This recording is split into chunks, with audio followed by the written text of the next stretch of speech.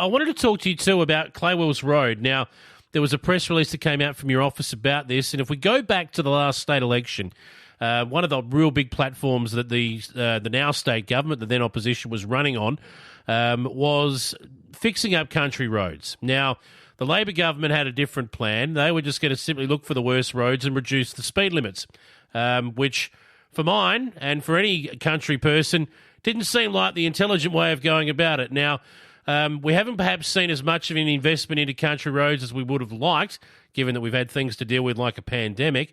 But I tell you what, you've had some investment in a road down there, and that speed limit's gone back up from 100 to 110. You must be pleased. Oh, certainly are. And I'm already hearing around the electorate that's been well received.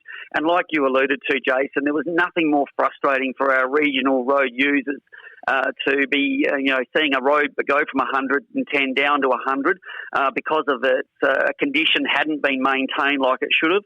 And I'm not a big fan of these reduced speed limits either, Jason. I mean, I'd much sooner see signage indicated on the road that this road is undulating or this road is narrow and requires shoulders, so please drive with care, rather than seeing these speed limits reduced because, a lot of the time these roads are empty, there's not a lot of traffic on them, and we've got huge distances to travel. So I'm very, very pleased that the upgrades have taken place.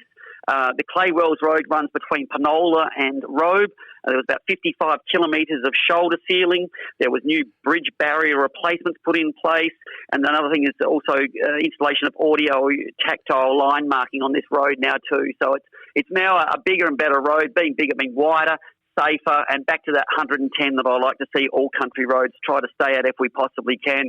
And obviously, like you said, the answer here is to make sure that the maintenance is happening, and it's glad to see that one of our promises was to increase the speed limit, although it didn't happen as timely as perhaps my constituents in Mackillop would like to have seen. At least it has happened, and we got there on this one. We've got one more to go, which is up there between Bordertown and Pinaroo on the Narcat Road, which is actually taking a little bit longer than they first anticipated because it was in such a poor state.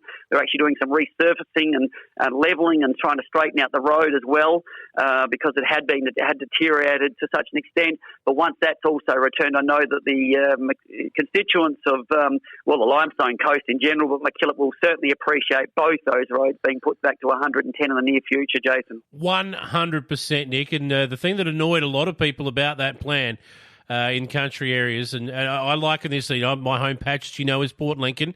The drive to Adelaide would be a 7-hour trip. Had that highway been brought down to 100 instead of 110, doesn't seem like much, just 10 kilometres an hour, but that trip would have taken an extra hour on the road. Now, a lot can happen on the roads in an extra hour of travelling time, Nick, as you know. Oh, it certainly does. And I think this is what people must understand is I think two things that we want. We obviously want road travel to be safe and that we all get to A to B in a safe and obviously good manner.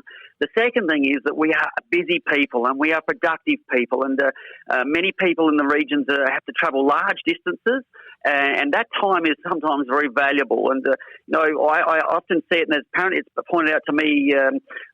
Many people say this in the general area of productivity, and those that do the heavy lifting, there's 20% do the heavy lifting, the other 80% follow. Well, I like to think that the regions are all in that top 20% of our state. We're all busy people. We have somewhere to be at some time.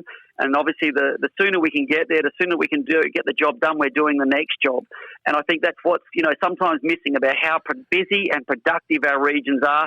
And we do need good infrastructure, and time is of the essence when we are so busy, Yep. Jason. So I'm very, very pleased to see those speed limits being reintroduced.